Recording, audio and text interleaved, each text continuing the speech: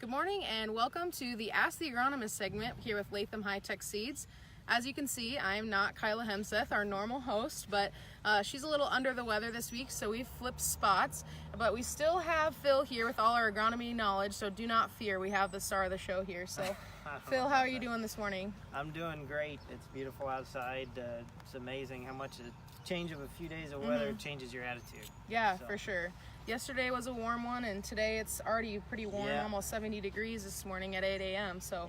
Looking to be a good day. The sun is at our back, and we had some really good drying the last couple days. We could use a little more wind. You know, we had some the last couple months, and now it seems like when we need it, it's not here. But yeah, the one time it's not windy in North Iowa is when you really need it to be. Exactly. It's still drying just because of the heat. The moisture's coming out, and guys are trying to make up time. For sure. So we've got a little experiment today. We're going to be talking about sidewall compaction. Phil brought our planter out here yesterday for the Ask the Agronomist podcast. So Phil, what are you going to be showing us here today? Yeah, so I know as guys are trying to push the envelope a little bit, I know last night I was out quite a bit, and the issue of moisture is still really real. And we're gonna have to push the envelope to get stuff in the ground, especially around here. But we're gonna deal with some issues because of that. So we're gonna talk about sidewall compaction because it happens every year. You know, it just depends where you're at. But I kind of tried to run through a wet spot here to kind of show the differences and what sidewall compaction can be. But basically, sidewall compaction is a result of your V openers and your gauge wheels having maybe too much down pressure and being in too wet conditions and smearing that sidewall. And what ends up happening is the roots of the plant, that little seedling, they'll end up going horizontal rather than vertical or down. So you end up with the roots drying out. You know, if it turns off dry, then we have a worst case scenario, I'd say, and then we have more severe, yield implications. But in this case, we just wanted to kind of demonstrate what you can see from what happens with sidewall compaction. So that first trench there, you can see it's hanging open. Sometimes in worst case scenarios, this is what happens. The trench doesn't even close up. And a lot of times guys will do the opposite of what you should do, and that's put more down pressure on to get that to close up. But what ends up happening then is you end up pinching that really bad. You pinch that furrow closed, and because your closing wheels are right next to each other, it ends up pinching. So we'll talk about a few ways to get around that. But like I said before, what ends up happening is that seedling is at a crucial growth stage. So it's transitioning its root systems from the seedling into those nodal root systems at around V2, V3. So a lot of times that's when you really start to see that compaction issue show up. That stage when it's shutting down those roots, those seedling roots, and the reliance on the seed and what nutrients are in the seed to its nodal root system. And if that nodal root system is running horizontally along that trench and not finding nutrients and water, then you start seeing nutrient deficiency symptoms, just yellowing in general, stunting, sometimes even floppy corn.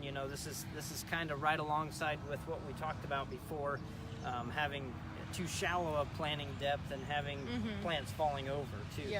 So they kind of go hand in hand, and sometimes it's hard to pick out which one. That's what agronomy is. It's always a combination of factors. But that's what you tend to end up seeing. And I was looking at an interesting study that the University of Kentucky actually did to show the effects of this. And so that first trench that's down there that's open, they actually showed a 50% yield reduction, which is more than what I was thinking. In terms of if the trench is open, you can lose a lot of yield.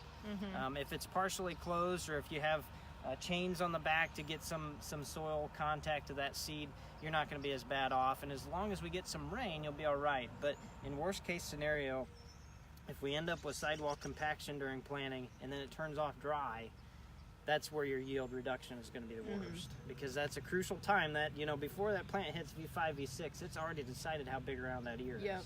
So there's a lot of things that can be caused just by a simple little thing that we can fix or avoid. So so I think, just looking at these three rows here, kind of looked at the first one. and the open trench, and it's somewhat hard to see, but we've kind of got two other rows here, and this one right in front is just your standard rubber closing wheel system. It looks pretty good right now. You can't really see that because the trench is closed, whether there's sidewall compaction or not. One method to avoid sidewall compaction, even with this, is there's several setups where you can stagger that closing wheel. So you put one closing wheel in front of another, and what that does is instead of pinching it staggers it. So one is closing it, and then the other one's filling it in behind. Okay. So it's a better situation than having them right next to each other and then pushing your down pressure springs as hard as they'll go and pinching it even worse. And then the last option that we have here is an example of spiked or spoke closing wheel, which a lot of people are using now. It seems like a fairly simple technology, but it works extremely well. This is the Copperhead Ag Furrow Cruiser, which is one good example of a poly spike closing wheel, and you can see that zippered pattern. And what that does is it simply fractures that. So it goes in and it fractures that sidewall. It does a better job of, instead of the standard rubber or cast closing wheel, and just pinching that together to try and get that seed to soil contact, it breaks it up. So there's a lot of advancements in that technology. We've even got some in the seed firmers now, ways of kind of shattering that sidewall compaction so that we don't have those issues down the road. But this is a great example. A lot of people are moving to that. The other thing I would say, number one, is, like I said before, don't go the opposite way and put more down pressure on, because that's where you tend to have more issues and you pinch it more. So lighten up that down pressure if you do have a field, that's like that or something. I know a lot of guys are past that point, but the guys that are still in this area, still working on it, that's something to keep in mind if you run into that situation. Don't go the wrong way. But some good examples as to how to avoid sidewall compaction, because especially here in Iowa and in the area where we've got a lot of ponding and stuff every year and every spring, there's some good advancements to help avoid those sticky spots that sometimes we have to try to plant through. Yep. So if they start to see some of the symptoms of, it could be sidewall compaction issues during planting, what would you recommend that they go forward with? Well, number one, learn from your mistakes. I'd say there's not much you can do now in terms of sidewall compaction that's going to hurt that's not going to hurt the crop. So number one, looking at it and assessing it now, because this is something that's not going to show up on your yield monitor. Yep. Remember, your yield monitor is covering that row width of your header. So if you have a sidewall compaction in a few rows, it's not going to pick it up. If it's across the whole planter, then you may see it. But you have to see it now. You have to go out, you have to dig those seedlings and see those roots that aren't growing how they should be. It's a branch root crop, corn is, so it wants fibrous, it wants to go down.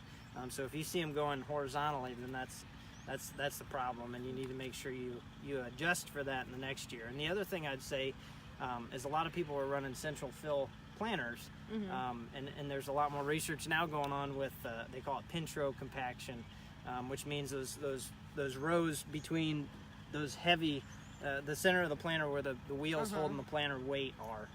And that also affects that compaction outward from those wheels. So, interesting.